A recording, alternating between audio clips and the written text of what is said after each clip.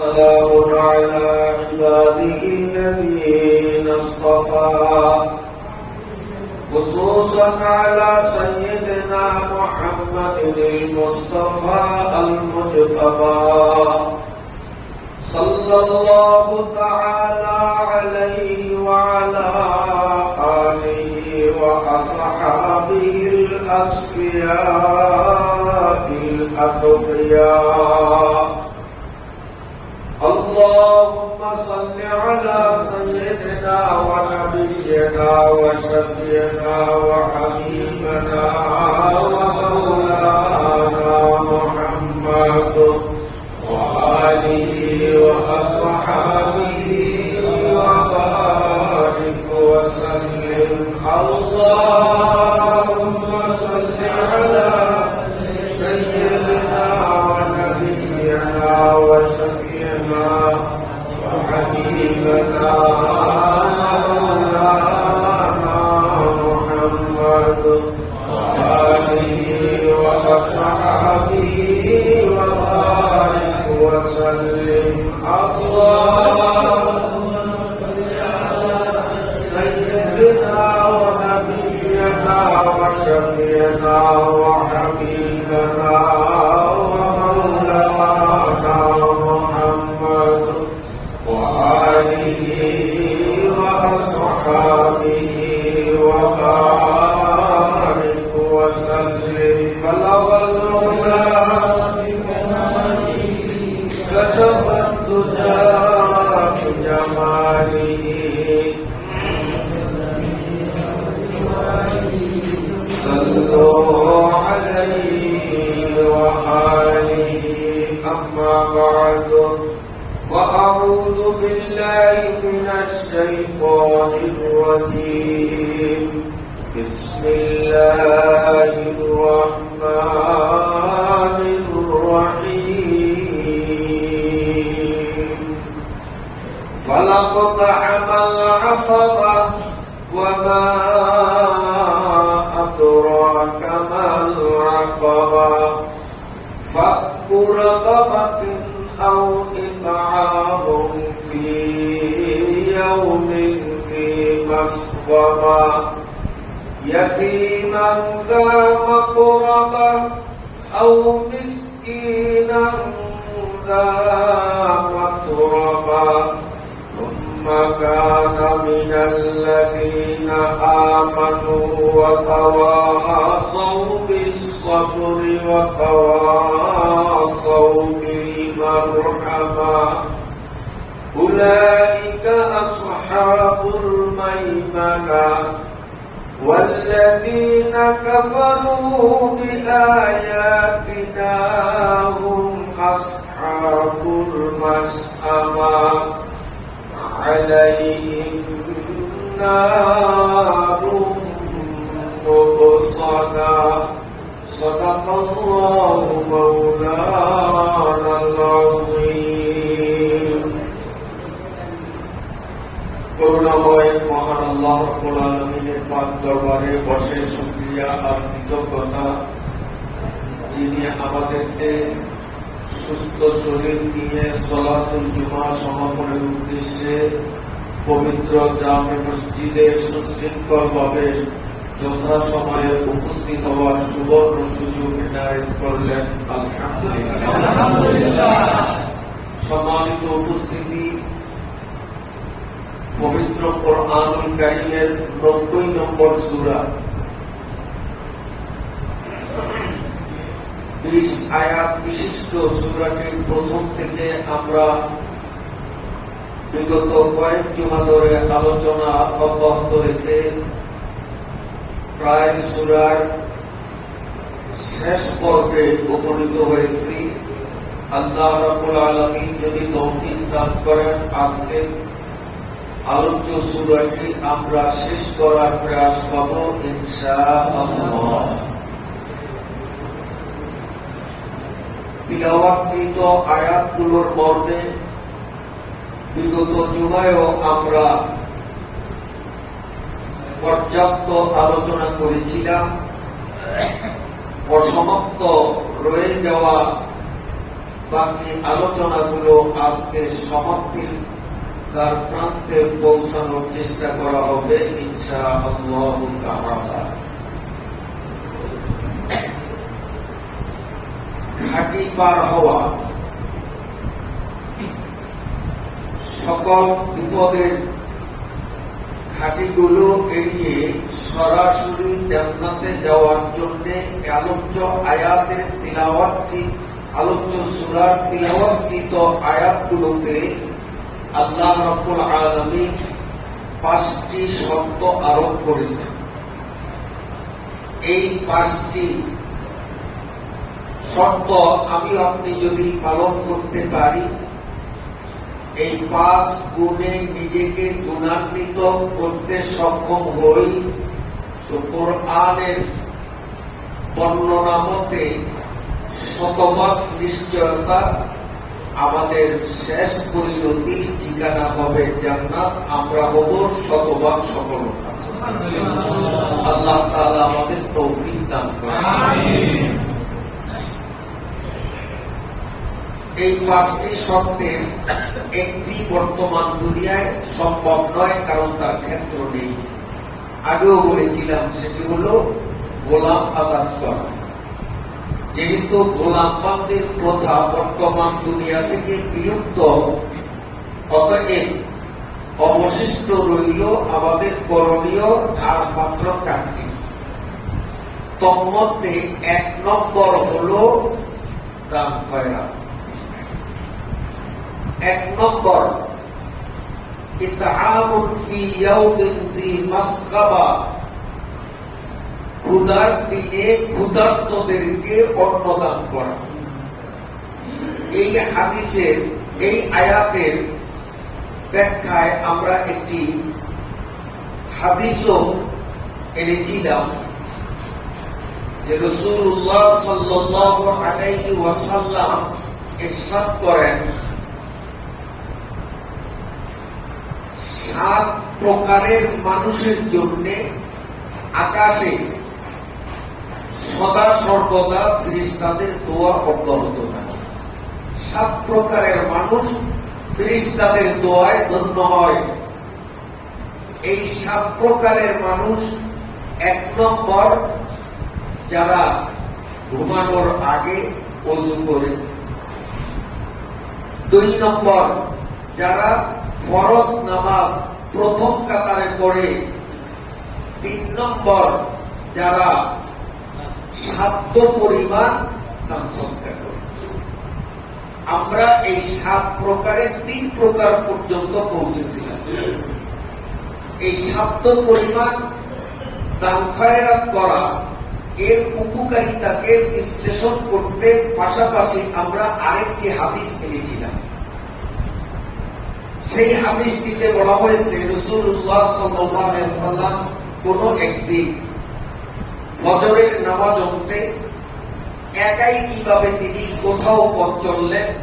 যেতে যেতে রাসূল সাল্লাল্লাহু আলাইহি ওয়াসাল্লামের একজন সাধারণ সাহাবী হযরতে আব্দুর রহমান ইবনে সুবরা রাদিয়াল্লাহু তাআলা আনহুর বাড়িতে পৌঁছেন এবং নবীজি সাল্লাল্লাহু আলাইহি ওয়াসাল্লাম গত রাত্রে স্বপ্নে দেখা একটি ঘটনা সর্বপ্রথম সাহাবী আব্দুর রহমান ইবনে সুবরার কাছে ব্যক্ত করেছিলেন।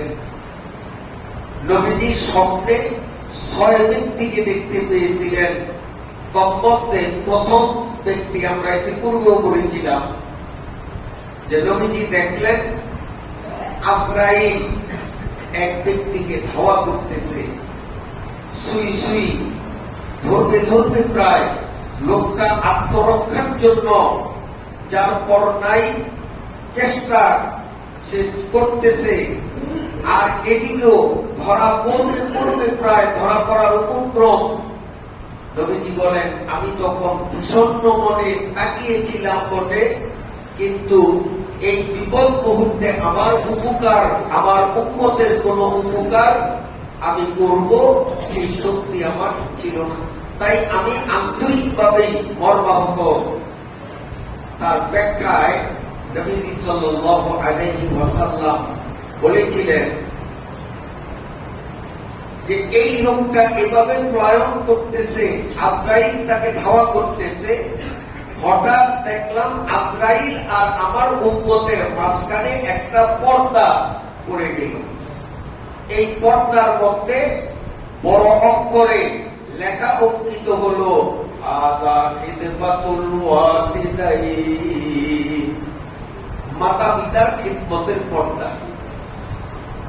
নবীজি বুঝাতে চেয়েছেন যে সমস্ত সৎ স্বভাবের সন্তান জন্মদাতা বাবা গর্ভধারিণী মায়ের সাথে সদাচরণ করবে, মা বাবার দোয়ার বরকতে আল্লাহ তাআলা তার হায়াতের মধ্যে বরকত দান করেন, অকালে তার মরণ হবে না, হায়াতে আল্লাহ বরকত দেন। দ্বিতীয় নম্বর, নবীজি স্বপ্নে দেখেছিলেন আমার এক উম্মতকে শয়তান উত্তপ্ত করতেছে, বিরক্ত করতেছে, চতুর্দিক থেকে শয়তান তাকে ডিস্টার্ব করছে, আর আমার উম্মত শয়তানের বিরক্তিকর পরিস্থিতি থেকে বাঁচার জন্য আপ্রাণ চেষ্টা করেও সে সফল হচ্ছে না। কিন্তু আমি নবীও এই মুহূর্তে উম্মতের কোন উপকার করার সুযোগ পেলাম না।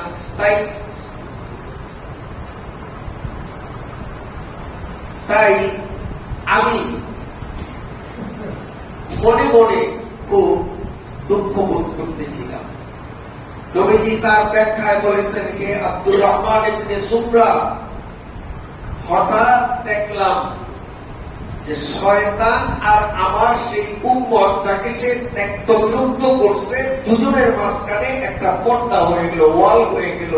ওই ওয়ালের উপরে বড় অক্ষরে লেখা অঙ্কিত হলো আযা যিকরুল্লাহি ইয়া আবদি, ও আমার বান্দা, শয়তান তোমাকে অগ্র পশ্চাৎ ডান বাম সব দিক থেকে তোমার ক্ষতি সাধন করতে, তোমাকে ওয়াসওয়াসা আর ধোঁকা দিতে চেষ্টা করছে।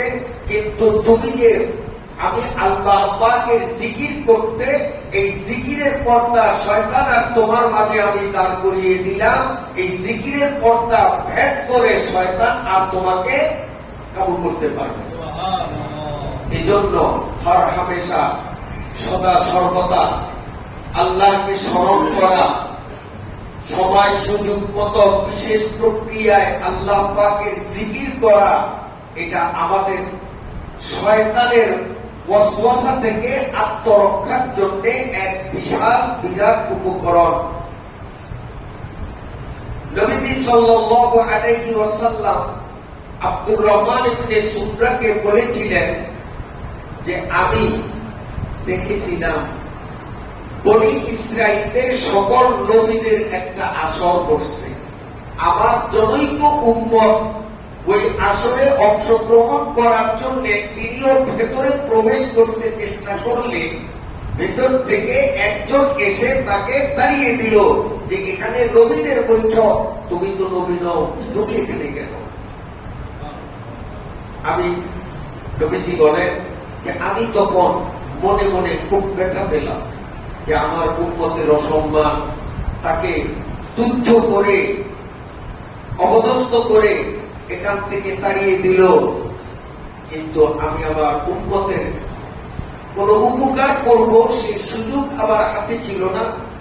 আমি উম্মতের এই লাঞ্ছনা দেখে, তাকে অপমানিত করার দৃশ্য দেখে আমি আন্তরিকভাবে খুব মর্মাহত ছিলাম। কিন্তু দেখতে না দেখতে আমি দেখলাম যে ওখানে হঠাৎ একটা সাইনবোর্ড তৈরি হয়ে গেল। সেই সাইনবোর্ডের মধ্যে বড় অক্ষরে লেখা হাযিহি তাহারাতু, হাযিহি তাহারাতু।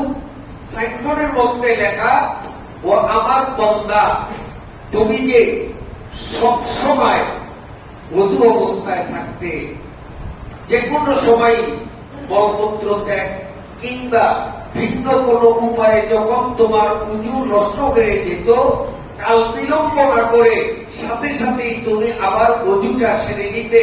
অজু অবস্থায় তোমার পুরা সময়টাকে তুমি অতিবাহিত করতে। তোমার এই পবিত্রতা বরকতে এখন তোমার পরিণতি কি হয় দেখো।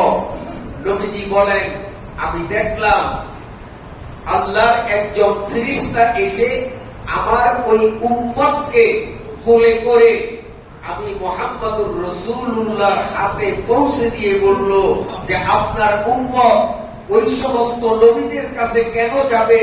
আপনার উম্মত তার পবিত্রতার বরকতে আপনারই ঘনিষ্ঠ হলো, আপনার কোলে আমি তাকে সমর্পণ করব। এই জন্য হর হামেশা তহারাতের অবস্থায় পবিত্র পরিচ্ছন্ন পরিষ্কার থাকা এটা ঈমানের অঙ্গ। ঈমানের অর্ধেক হাদিসে বলা হয়েছে আত-তাহারাতু শাতরুল ঈমান। এজন্য আমরা পবিত্রতা পরিচ্ছন্নতাকে গুরুত্ব দেওয়া উচিত। আল্লাহ তাআলা আমাদের তৌফিক দান করেন। নবী আলাইহিস সালাতু ওয়াস সালাম আব্দুর রহমান ইবনে সুমরাকে বলেছিলেন যে আব্দুর রহমান, চতুর্থ নম্বরে আমি স্বপ্নে এক ব্যক্তিকে দেখেছিলাম ঘোর কালো নিশ্চিদ্র অন্ধকারের মধ্যে সে বেষ্টিত। চতুর্পাশে নিশ্চিদ্র অন্ধকার, ঘোর কালো অন্ধকার। আমার উম্মত মাঝখানে সে অন্ধকার থেকে আত্মরক্ষার জন্য যতই চেষ্টা করে যেদিক থেকেই সে বেরোতে চায় ওদিক থেকেই অন্ধকার তাকে ঘিরে ফেলে। আমার উম্মত অন্ধকার থেকে বের হওয়ার কোন সুযোগ উপায়ন্ত পাচ্ছে না। আমি উম্মতের এই বেহাল দুর্দশা থেকে তখনও চিন্তাগ্রস্ত ছিলাম। হে আব্দুর রহমান, আমি হঠাৎ দেখলাম ওখানে আমার উম্মতের সামনে ওই অন্ধকারের পাশে আকস্মিক অলৌকিক ভাবে বিরাট একটা সাইনবোর্ড দাঁড়িয়ে গেল। এই সাইনবোর্ডের মধ্যে বড় অক্ষরে লেখা অঙ্কিত হলো হাযা হজ্জুকা ওয়া উমরাতুকা ইয়া আবদি। ও আমার বান্দা, তুমি যে হজ করেছো, তুমি যে উমরা করেছো, এই হজ আর উমরার বরকতে তোমাকে এই অন্ধকার থেকে এখন মুক্তি প্রদান করা হবে। নবীজি বলেন, সাইনবোর্ড উঠলো, সাথে সাথে অন্ধকার বিদূরিত হয়ে আলো সম্প্রসারিত হয়ে গেল। এজন্য যাদের উপরে হজ ফরজ হয়েছে তারা তো বাধ্যতামূলক কালক্ষেপণ না করে যতটা সম্ভব তাড়াতাড়ি হজ ব্রত পালন করা উচিত। যাদের উপরে হজ ফরজ হয়নি তারাও চেষ্টা করা উচিত। আর চেষ্টা যদি করে তো আল্লাহ তাআলা তাকে সফলতা দেওয়ার নিশ্চয়তা আল্লাহ নিজেই দিয়েছেন। এজন্য আমরা বাস্তবেও দেখতে পাই অনেক কোটিপতি, শিল্পপতি, অনেক টাকার মালিক বিনা হজেই কবরে যায়। অন্যদিকে অসহায় গরিব খেটে খাওয়া মানুষ, দিন মজুর, যার কোনো ব্যাংক ব্যালেন্স নাই, অথচ আল্লাহর ফজলে হজ তার কপালে জোটে। এজন্য আল্লাহ পাকের কাছে দোয়াও করতে হবে, পাশাপাশি নিজের সাধ্য মতে হজ ব্রত পালনের জন্য চেষ্টাও করতে হবে। আস-সাইয়ু মিন্না ওয়াল ইতমামু মিনাল্লাহ। চেষ্টা হলো আমাদের, আর সফলতা দেয়ার মালিক আল্লাহ। রাসূলুল্লাহ সাল্লাল্লাহু আলাইহি ওয়াসাল্লাম বলেছিলেন, হে আব্দুর রহমান ইবনে সুমরা, গেল রাতে আমি যে স্বপ্ন দেখেছিলাম, যে স্বপ্নটি সর্বপ্রথম আমার সকল উম্মতের মধ্য থেকে কেবলমাত্র প্রথম তোমার নিকটে বর্ণনা করছি। আমার সেই স্বপ্নে আমি ৫ম নম্বরে দেখেছিলাম এক পিপাসায় কাতর আমার উম্মতকে। পিপাসায় ছটফট করতেছে পানির জন্য, তার জীবন চাঞ্চল্য যেন এক্ষুনি স্তব্ধ হয়ে যাবে, মৃত্যু তাকে আলিঙ্গন করবে, পানির জন্য ছটফট, কেউ তাকে এক ফোঁটা পানি দিচ্ছে না। আমি নবীও তখন এমন ছিলাম যে কোথাও থেকে তার জন্য এক ফোঁটা পানির ব্যবস্থা করব, আমারও সেই সুযোগ ছিল না। তাই উম্মতের এই বেহাল দুর্দশা থেকে আমি তখন খুব মর্মাহত ছিলাম, আমি খুব ব্যথিত ছিলাম। হঠাৎ আমি দেখলাম সেখানেও একটা সাইনবোর্ড দাঁড়িয়ে গেল।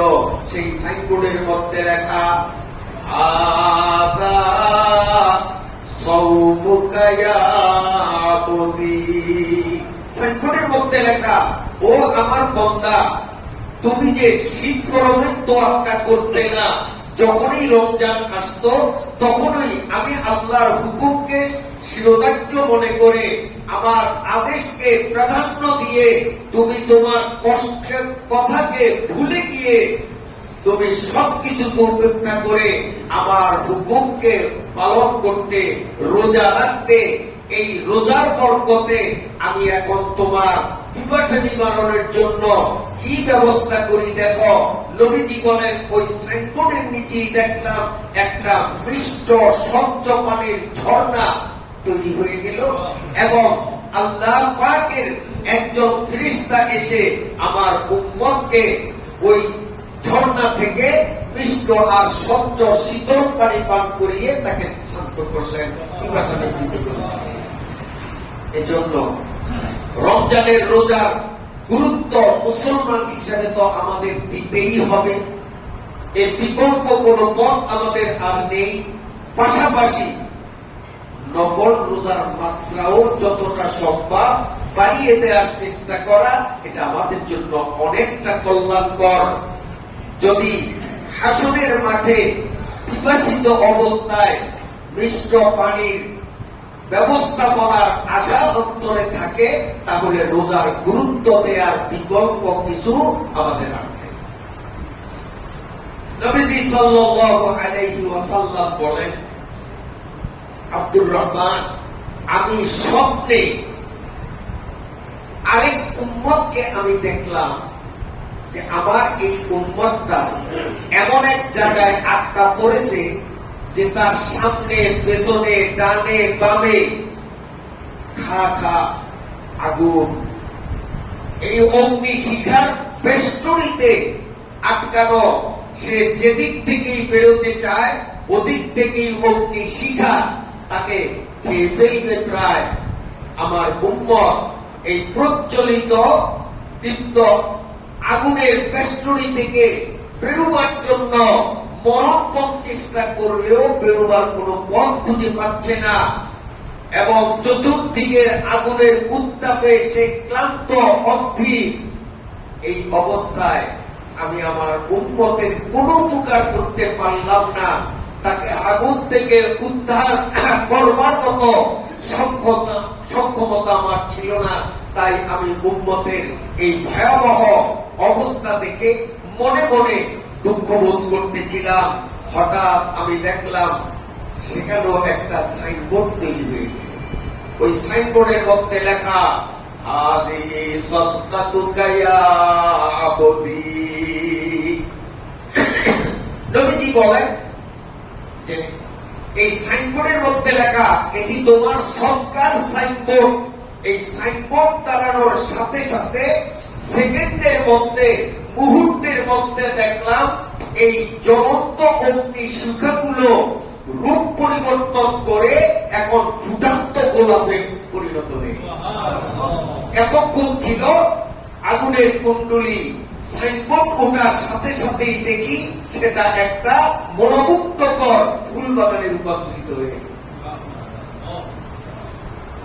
এই জন্য যে 7 শ্রেণীর মানুষকে ফেরেশতারা আকাশমার্গ থেকে দোয়া করে, তাদের মধ্যে একজন যারা সাধ্যমতো দান করে, আল্লাহ তাআলা আমাদেরকে নিজের সাধ্যমতো দান করার তৌফিক দান করেন।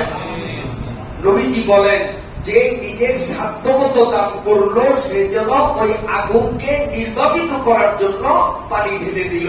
এজন্য মসজিদের দান ব্যাগ যখন আসবে আমরা জাহান্নামের আগুন নির্বাপন করার নিয়তে প্রত্যেকে যার যার সাধ্য অনুপাতে দানের হাতকে বাড়িয়ে দেব, এই আবেদন রেখে অসমাপ্ত পর্যায়ে আজকের মতো আলোচনা এখানেই শেষ। ওয়া আখিরু দাওয়ানা আলহামদুলিল্লাহি রাব্বিল আলামিন।